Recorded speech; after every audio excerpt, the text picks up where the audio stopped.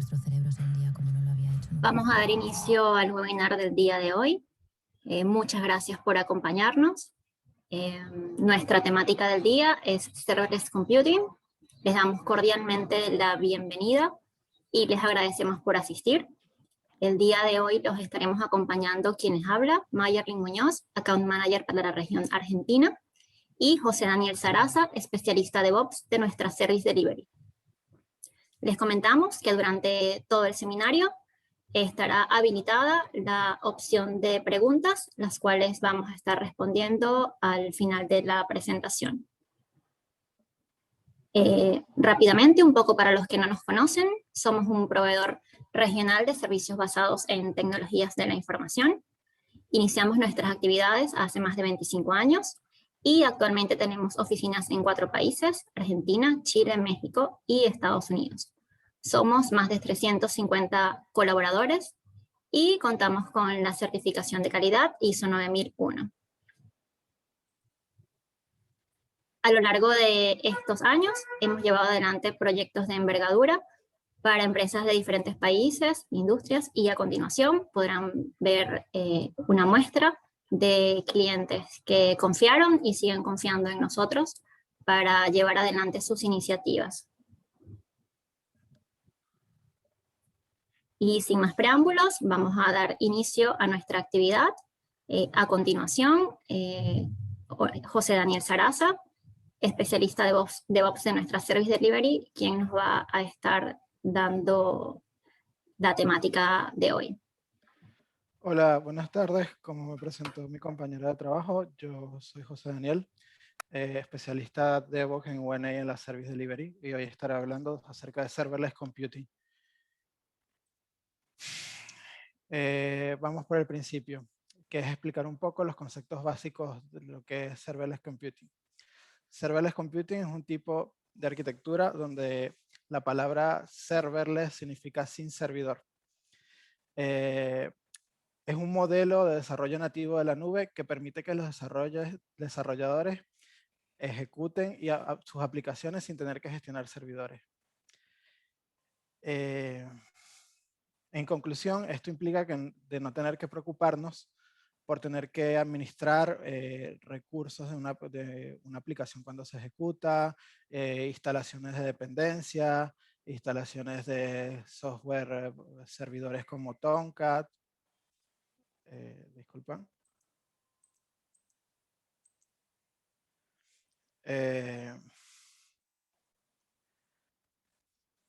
Podemos, por ejemplo, desarrollar una función en Node, olvidarnos completamente de la infraestructura, y esta se va a ejecutar una vez sea llamada por algún tipo de evento que la dispare, sea una solicitud HTTP o una tarea programada en Chrome, haciendo uso de los recursos que necesita en tiempo real y escalándose de manera completamente automática sin nosotros tener que preocuparnos de todo lo que implica eso detrás. Existen 2 formas en las que los proveedores nos presentan este servicio. Una es BaaS, que es un concepto que tiene alrededor de 10 años en el mercado. Tiene como exponente, uno de los primeros servicios BaaS en ofrecer es AWS S3, del proveedor de Amazon Web Service. Este es un modelo para proporcionar a los desarrolladores una forma de vincular sus aplicaciones al almacenamiento en la nube, servicios analíticos, gestión de usuarios, envío de notificaciones push e integración con servicios de redes sociales. Estos servicios se prestan a través de kits personalizados de desarrollo de software, también conocidos como SDK, y las interfaces de programación de aplicaciones API. Como mencioné anteriormente, un ejemplo de esto es AWS S3, que es un servicio de storage al cual nos podemos conectar a través de su API y almacenar archivos y obtener archivos de ese servicio. Y luego tenemos el otro modelo en que las empresas nos ofrecen este servicio que se llama FaaS, que también se le dice Function as a Service. Se trata de un modelo de ejecución. Este modelo nació muchos años después, aproximadamente en el 2014, con Lambda, también de AWS, que es uno de sus exponentes más grandes, y fue el que popularizó lo que nosotros conocemos como serverless, el modelo FaaS, funciona as a service. Se trata de un modelo de ejecución informático basado en eventos, donde los desarrolladores escriben la lógica que se implementa en los contenedores, los cuales se gestionan mediante una plataforma y se ponen en funcionamiento conforme se les soliciten. Ofrece más control a los desarrolladores, ya que crean aplicaciones personalizadas sin depender de una biblioteca de servicios diseñados con anterioridad. A diferencia de Bash, ya es un software prediseñado y todas las funciones que ya se pueden ejecutar allí ya están definidas por el proveedor. En cambio, en Fast, nosotros proveemos, le damos al proveedor nuestro código ejecutado como una función, se lo otorgamos y él se encarga de ejecutarlo. Para entender un poco de cómo viene esto, aquí podemos hablar de...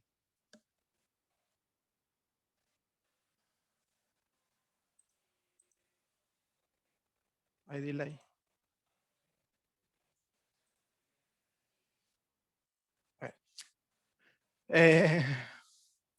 Para entender un poco de cómo va la historia de esto, de cómo viene de la mano esto, cómo empezó, podemos dividir la evolución de cómo fuimos alojando nuestras aplicaciones desde una etapa 1, que eran hace un par de años, de cómo las manejamos, hasta actualmente, de cómo se pueden llegar a manejar con Fast.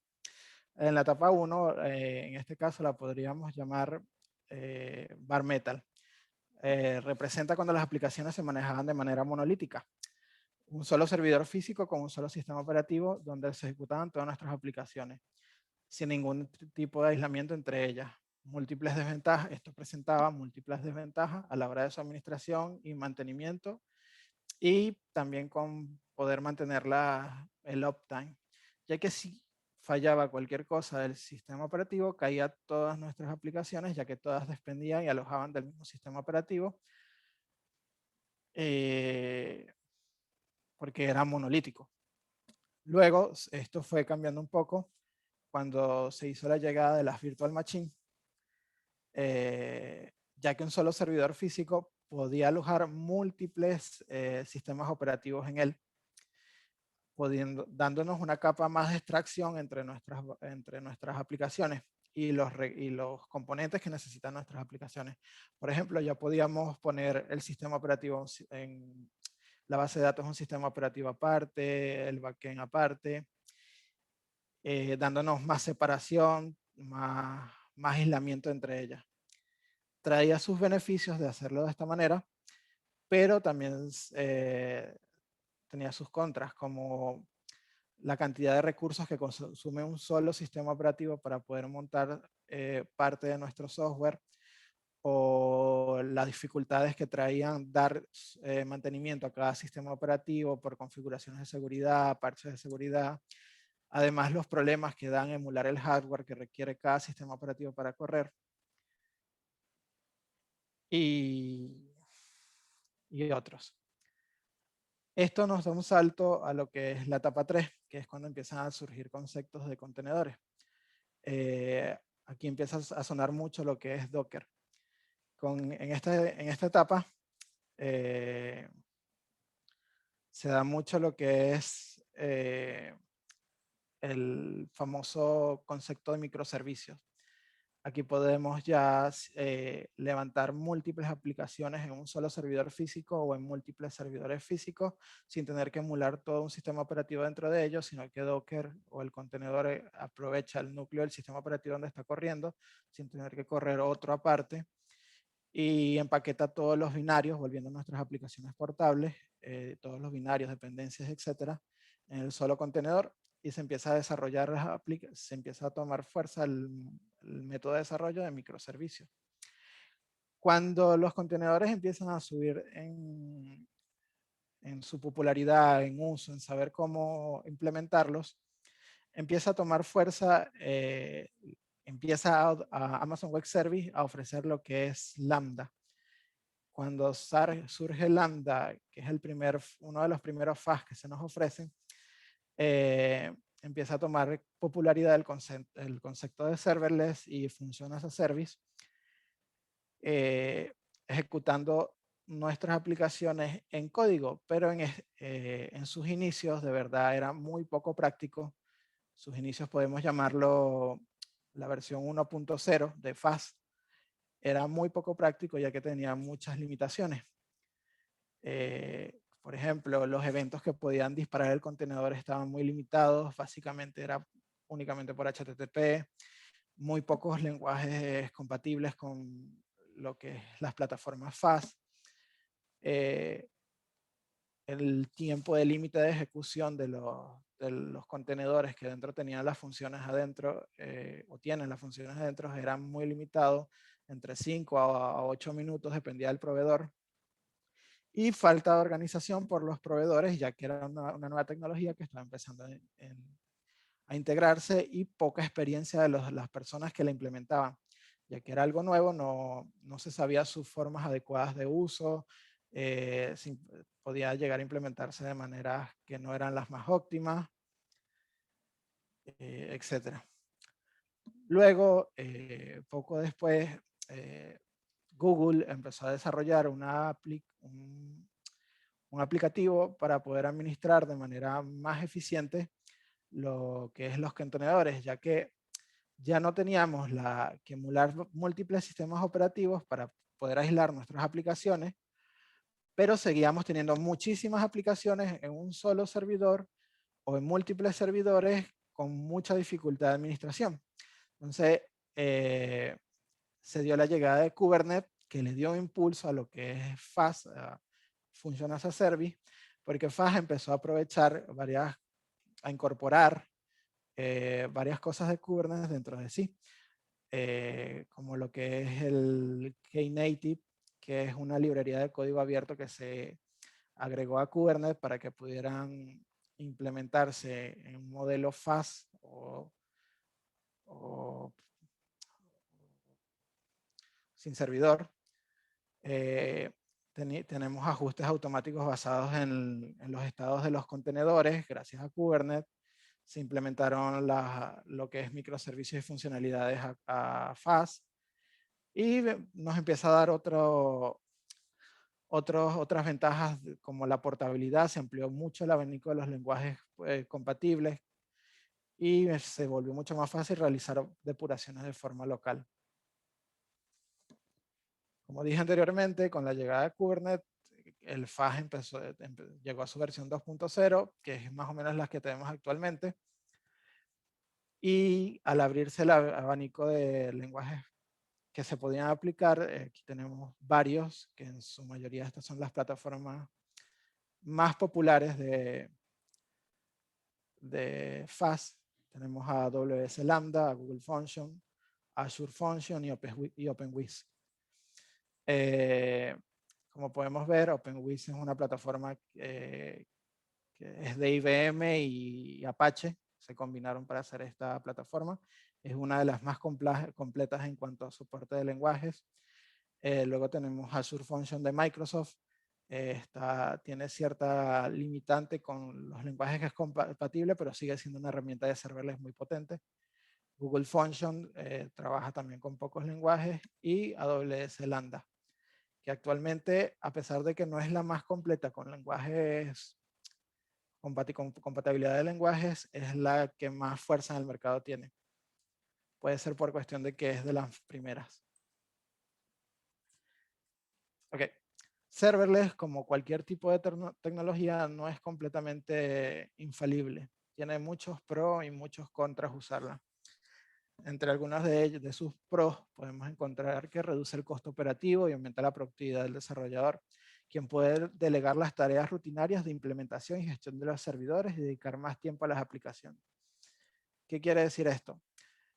Como ya yo no tengo que administrar una infraestructura, no tengo que tener un grupo grande de personas que me ayuden a mantener la disponibilidad de esa infraestructura, hacer el escalamiento, hacer los mantenimientos. Puedo reducir el costo de tener un servidor físico o un costo de tener una instancia administrada, y se lo puedo relegar todo al proveedor. Otra ventaja es que facilita la adopción de un enfoque de DevOps, ya que los desarrolladores no deben describir explícitamente la infraestructura que necesitan por parte de los equipos de operaciones. Como la metodología DevOps trata de que el grupo de operaciones y el grupo de desarrollo trabajen fluidamente unos con el otro, al quitar del medio lo que es la complejidad de que un desarrollador tenga que explicarle todas las dependencias y versionado y todo lo que necesita su aplicación para correr, ya que de eso se encargaría el proveedor, el movimiento y comunicación entre ambos equipos puede ser mucho más dinámico quitando ese factor.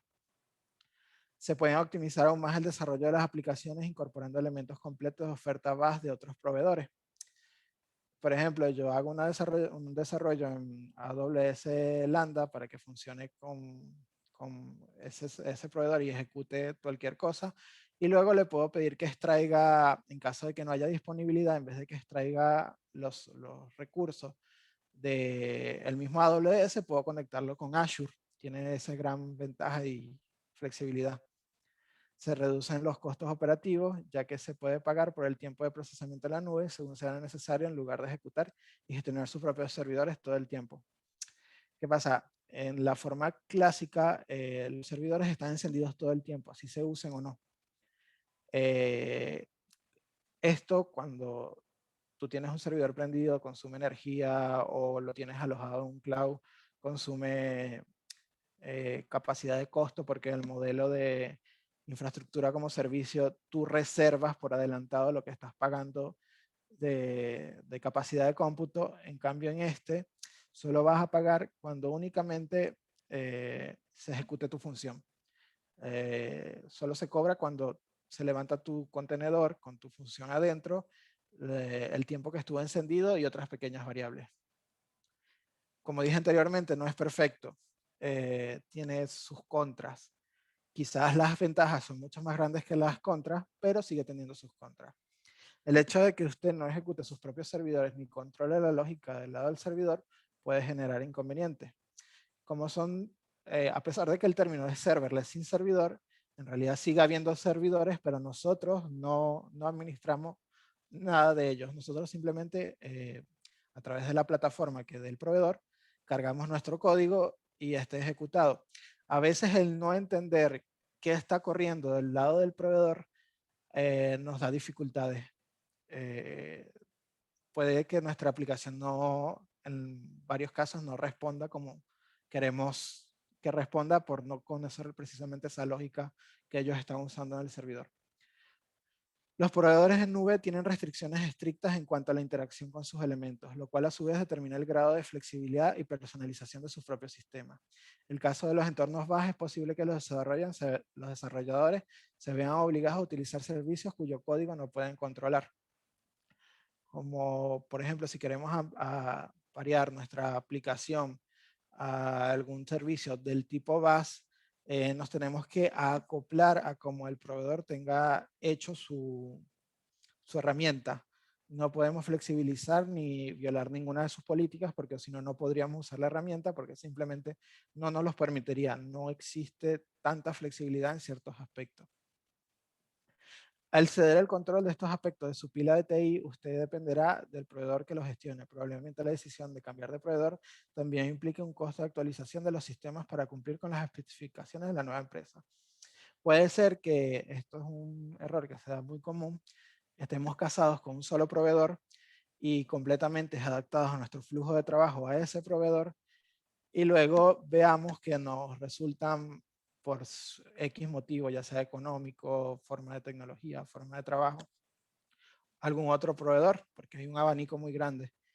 Y al estar 100% adaptados a cómo ejecuta este proveedor, el código y cómo funciona y lo que tenemos que hacer con él, cuando cambiemos de proveedor se puede dar toda una refactorización de muchas cosas que nos puede hacer perder costo y dinero.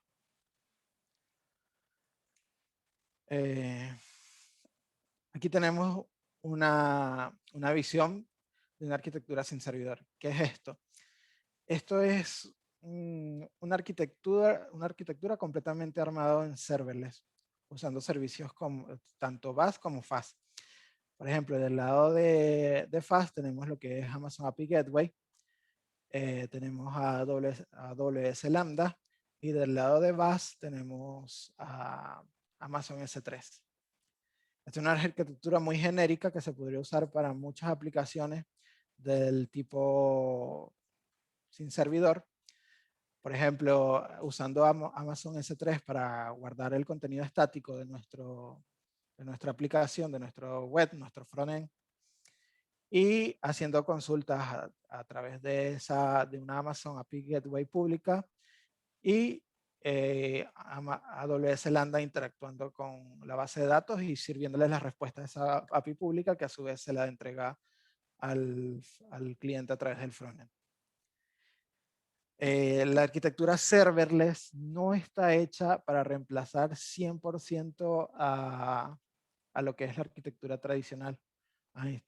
El FAS no está hecho para, Function as a Service no está hecho para reemplazar completamente a infraestructura como as a Service. Porque tiene una serie de inconvenientes que no la hace factible de usar en todos los momentos.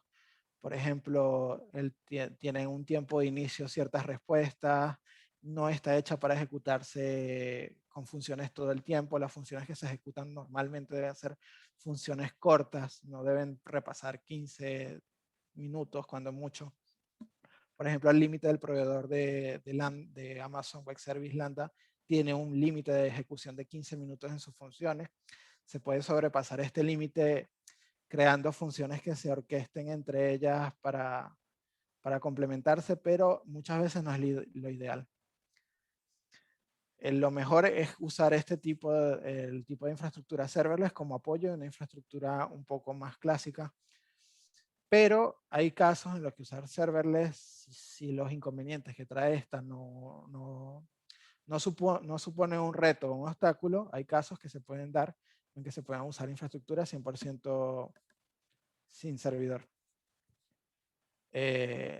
Como mencioné anteriormente, este tipo de infraestructura no tienen problemas de escalabilidad. Yo puedo hacer todas las peticiones y el consumo de recursos que sea necesario. Amazon me va a responder mientras su flota, su parque informático esté en esos recursos, que es muy poco probable que alguien sea capaz de consumir todos esos recursos. Y muchos de los proveedores nos ofrecen un 100% de disponibilidad. O sea que con seguridad nuestras aplicaciones en serverless siempre se van a ejecutar. Pero repito, tienen que ser aplicaciones que tengan funciones cortas.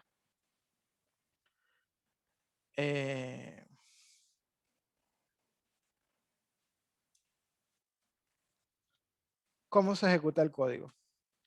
El código en serverless, el código tradicionalmente se ejecuta de la siguiente manera. Existe una instancia que representa nuestro servidor físico o virtual o nuestra instancia cloud, y dentro está corriendo nuestro servidor web o nuestro servidor de aplicación, sea cual sea, y dentro de ese servidor se están ejecutando nuestra función 1, 2 o 3.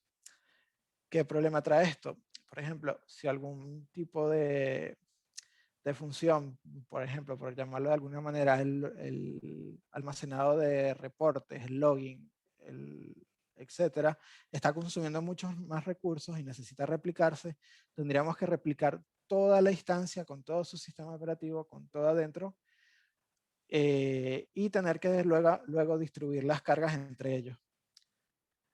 Normalmente esto se soluciona usando lo que es microservicios, pero igualmente siguen habiendo infraestructura que administrar, porque esos contenedores que corren con los microservicios siguen estando detrás de algún tipo de infraestructura que tenemos que manejar, estar pendiente, escalar, etcétera, etcétera.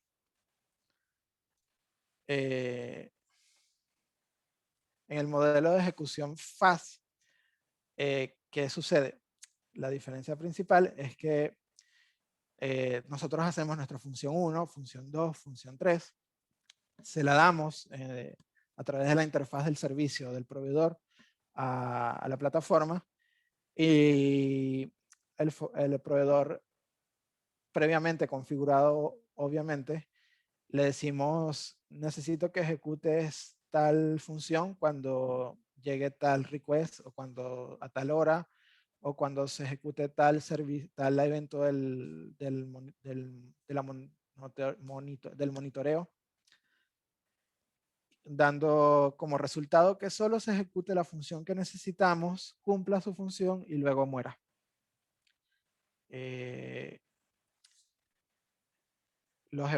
Disculpen. Los eventos pueden ser solicitudes HTTP, pueden ser colas de registro, eventos de base de datos, pueden ser tareas programadas Chrome, pueden ser guardados por ejemplo, guardado en algún archivo en un bucket de C3 de Amazon Web Service. El abanico actualmente es muy amplio y existen una cantidad de eventos prediseñados muy útiles que ofrecen todas las plataformas. ¿Cómo se configura un serverless? Aquí podemos ver un ejemplo de una función lambda que hace el llamado de un archivo Node.js para ejecutar un hola mundo. En la primera parte tenemos la descripción de las configuraciones globales, como por ejemplo el proveedor, el lenguaje a ejecutar, la región donde se ejecutará, el código y el rol o permiso de la función. O sea, tengo definido qué proveedor va a ejecutar mi función lambda, tengo definido qué perfil, con qué permisos tiene ese perfil, va a ejecutar mi función lambda, en qué stage lo quiero en qué stage quiero ejecutar la función lambda, por ejemplo, en develop, en producción, en quality assurance. Y luego, un poco más abajo, en la parte toda verde y comentada, se pueden definir permisos extras en caso que arriba no esté en el grupo de permisos preconfigurados. En el segunda parte, el segundo cuerpo de la función lambda, describe la declaración de la función a realizar, definir el archivo que se va a invocar, o sea, el archivo que tiene dentro del código de la función, del hola mundo, el nombre de la función serverless, o sea, qué nombre se le va a dar a esa ejecución de esa función, y los recursos que se va a usar inicialmente. Si se necesita más, se puede configurar para que los obtenga automáticamente o que se replique o puede arrancar con más recursos. Y por lo último, la última parte del cuerpo, describimos los eventos que va a disparar esta función. Por ejemplo, en este caso, se dispara a través de una solicitud HTTP con el patch ahí descrito que es -getUser a través de un método get. La función del proveedor. Como dije anteriormente, los proveedores de serverless nos los dan en dos vertientes. Backend as a Service y Function as a Service. Lo que distingue a la informática sin servidor de los demás modelos de cloud computing es que el proveedor de la nube se encarga de gestionar toda nuestra infraestructura. A pesar de que se le dice serverless, hay infraestructura, pero nosotros no la vemos, no estamos al tanto de ella, ni gestionamos nada relacionado a ella. Tanto como la expansión, el auto-scaling, los recursos necesarios para ejecutarse, las dependencias, todo se encarga el proveedor. Nosotros exclusivamente damos el código que necesita ejecutarse en el caso de FAS. A diferencia de los modelos estándar de infraestructura como servicio, donde nosotros obtenemos una reserva de que vamos a alquilar diariamente este servicio o esta cantidad de recursos y lo vamos a estar usando las 24 horas, 7 al día, o si no lo usamos 24 horas, 7 al día, igual los tenemos que pagar con este modelo tradicional a diferencia del FAS. El proveedor también se encarga de lo que es gestionar todos los temas de seguridad, parches de seguridad, firewall, etcétera, etcétera, etcétera.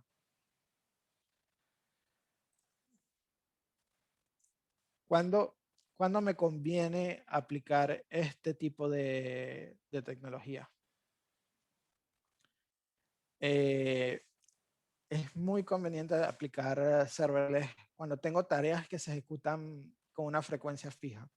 Si yo sé que hay una tarea que se ejecuta cada 2, 3 horas para hacer un informe, para hacer una conversión de unidades, para ejecutar algún tipo de tarea relacionada a trabajo de datos, que sé que sucede con cierta frecuencia muy predecible y que no necesita una respuesta inmediata, es muy bueno usar serverless porque no tengo que levantar toda una infraestructura fija para ejecutar esa tarea que yo sé que se ejecuta cada 2, 3 horas por 10 minutos.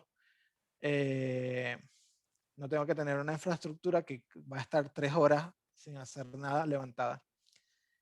Es muy buena como automatización de la infraestructura. Puedo usarla para automatizar que responda a caídas de mis servidores y levante completamente toda una nueva infraestructura para responder a ciertos eventos de fallas en nuestra infraestructura, para levantar infraestructuras completamente de cero en base a ciertas peticiones. Porque no solo es compatible con código como tal de, por ejemplo, de JavaScript, código Java, también es compatible con, puedo poner que la función Lambda o la función de Azure ejecute, por ejemplo, comandos de Amazon Clip para levantar infraestructuras cuando Dios se lo pida, o que haga ciertos eventos en base a ciertas alertas que me envíe mi agente de monitoreo a la infraestructura. Para procesar datos, puedo usarlo para cambiar medidas de, por ejemplo, reciba un informe en millas y ese informe yo quiero que cada vez que lo recibas cambie a kilómetros.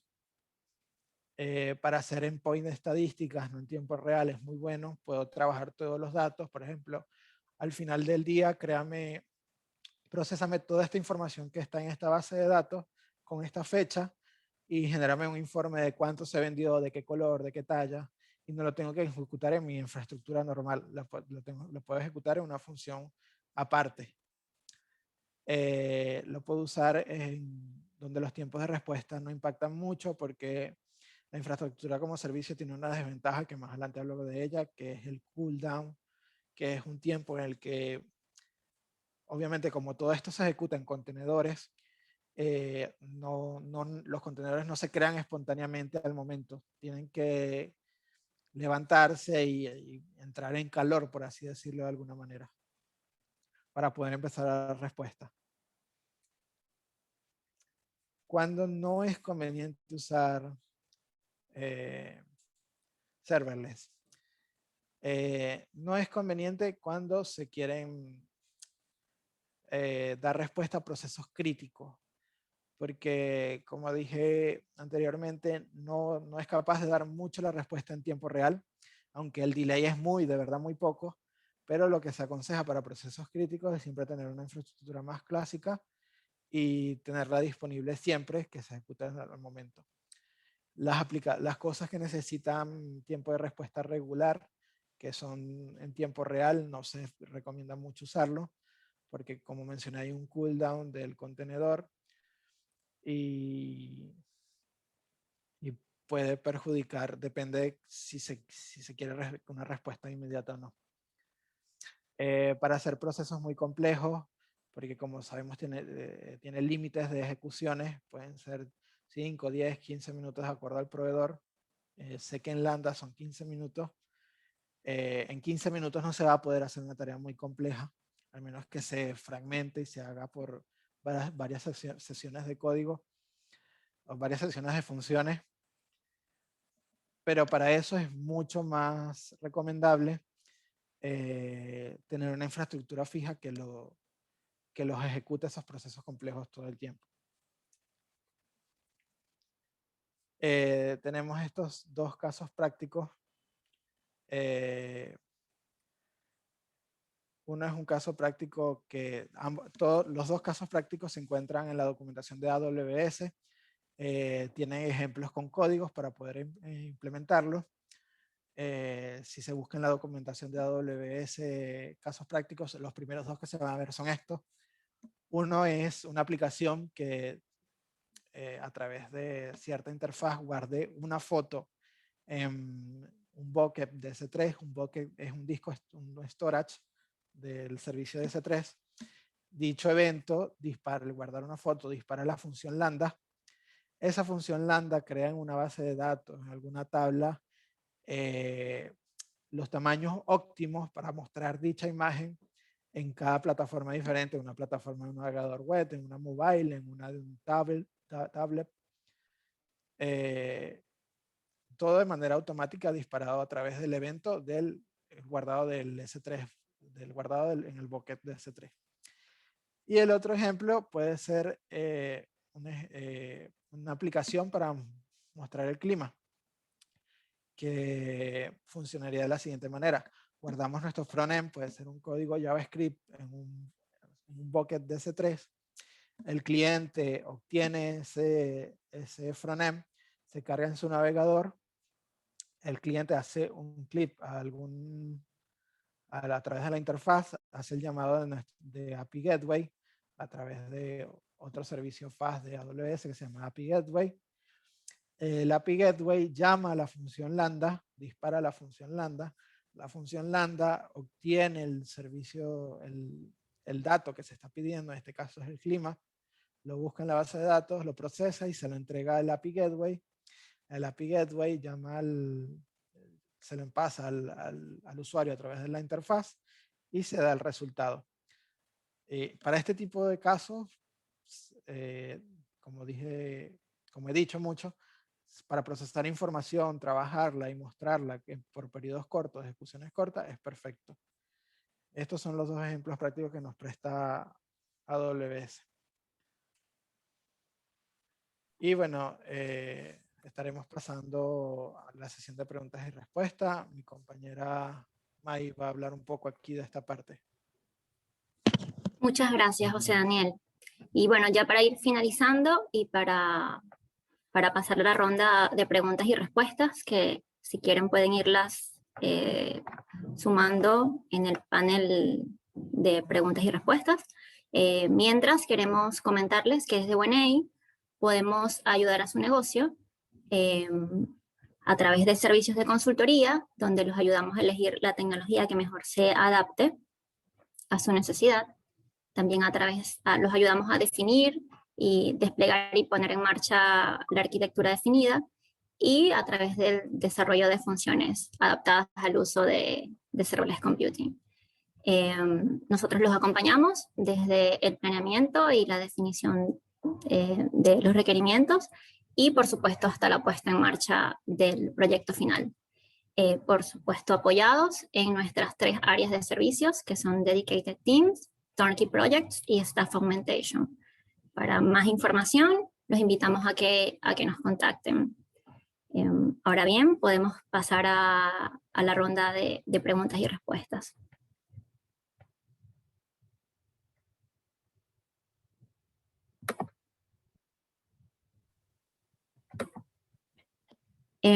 Acá tenemos algunas preguntas. La primera es, al no tener servidor por detrás, ¿esto siempre se genera a través de un modelo PaaS o SaaS en Microsoft?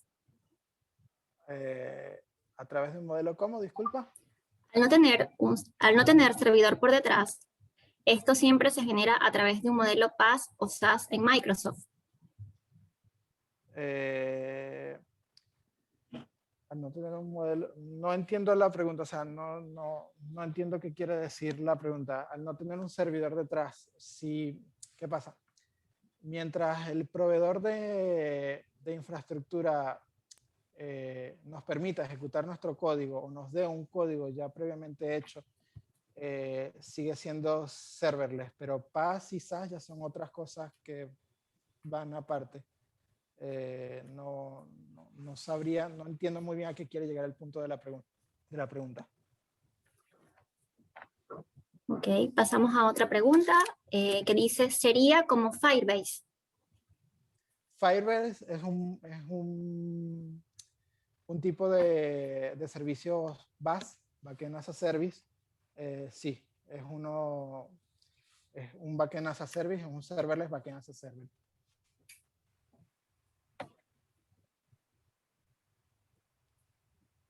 Genial. ¿Pregunta? Por el momento no tenemos más preguntas.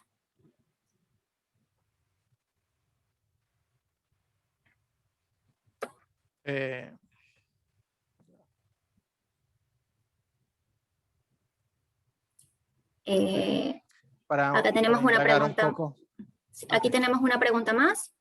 ¿Qué costos representa implementar una infraestructura sin servidor?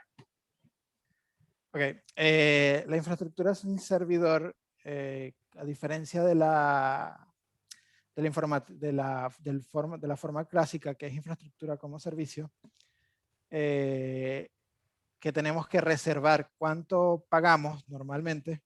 O sea, yo voy a pagar en infraestructura como servicio por adelantado o un poco después los servicios que voy usando a medida que los voy usando. Pero los alquilo por ciclos de horas, así no los esté usando. O sea, por ejemplo, mensualmente a mí me llega una factura de que tengo el servidor prendido tantas horas en el tiempo que lo use. La diferencia es que FAST solo te va a cobrar casi que por los segundos exactos que tú ejecutaste la función. Por ejemplo, tenemos un servidor clásico montado para generar reportes, encendido todo el tiempo esperando a que alguien pida el reporte. Se nos va a cobrar todo ese tiempo que él estuvo encendido esperando que ese reporte se generara y cuando se generó. Ahora, en FAST solo nos va a cobrar cuando el reporte se generó, ni antes ni después. Él siempre está a la espera del evento que lo dispare. No se nos cobra por esa espera de ese evento que se dispare, y cuando se dispara, se ejecuta la tarifa de lo que tardó en generar ese reporte. Genial. Tenemos otra pregunta, José Daniel. ¿Es compatible implementarla junto a otros tipos de infraestructuras? Sí. Normalmente se pueden hacer híbridos de infraestructura, que es lo más óptimo, de infraestructura clásica y la infraestructura FAS o VAS, atendiendo a otros tipos de peticiones para aliviar cargas. Por ejemplo, se puede tener una infraestructura clásica donde tengamos instancias S2 y todo lo que es storage esté por la parte de S3, o podemos usar servicios FAS para hacer funciones específicas que requieran una capacidad de cómputo grande por corto periodo de tiempo. Por ejemplo, que atiendan la solicitud de algún usuario en específico para generar un reporte. Se levanta la función FAS, hace el reporte y se lo muestra sin tener que pasarle esa carga de trabajo a nuestra infraestructura de tipo IaaS, infraestructura como servicio. Ok. Otra pregunta. ¿Qué tan seguro es usar serverless? Mira, es una pregunta que tiene mucho hilo. ¿Qué pasa? Que con serverless, la empresa que nos provee nos está asegurando muchos estándares de seguridad. Pero ¿qué pasa? Al haber tantos complementos instalados, tantas cosas instaladas para nosotros, para que el proveedor pueda ejecutar nuestras aplicaciones, porque debería poder correr casi cualquier tipo de aplicación que se le dé el código, instalan muchas cosas que nosotros no conocemos o no sabemos, que amplían mucho el margen para un ataque. Pero por otro lado, obviamente son empresas grandes normalmente las que nos dan estos servicios y tienen estándares de seguridad altísimos. También hay cosas que hay gente que tiene políticas de resguardo de datos que no permitirían que el código directamente de su servicio lo tenga alguien, porque al proveedor hay que literalmente darle nuestro código y que él lo ejecute. En cambio, si en el modelo tradicional nosotros metemos nuestro código dentro de nuestro servidor, que en teoría no debería poder llegar a nadie, porque para acceder a nuestro servidor, así sea una instancia virtual o instancia en la nube, hay que atravesar ciertas capas porque tiene cierta protección. O sea, es muy seguro desde el punto de vista de su uso, practicidad y todo eso, porque son estándares de seguridad muy altos, pero hay ciertas políticas de ciertas empresas que no serían compatibles con ello. Habría que analizarlo.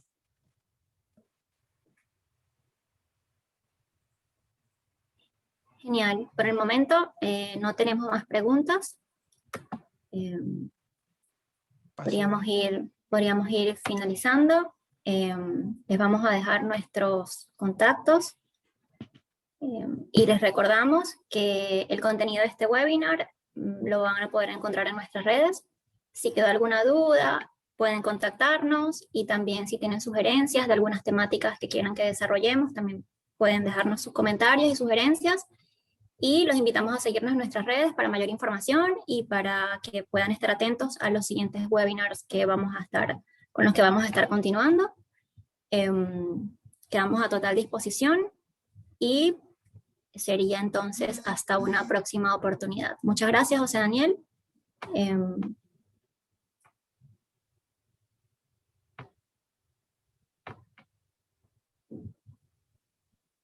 Por ahora no te estamos escuchando, te perdimos. Muchas gracias a todos. Gracias por estar presentes, escuchar nuestra webinar. Como dijo mi compañera Maye, estamos a la orden ante cualquier tipo de consulta. Si quiere la persona que hizo la pregunta que no entendí muy bien, puede reformularla, contactarse a través de uno de los correos y podemos verla con más extensión. Sería todo por ahora. Muchas gracias. Muchas gracias y hasta la próxima oportunidad.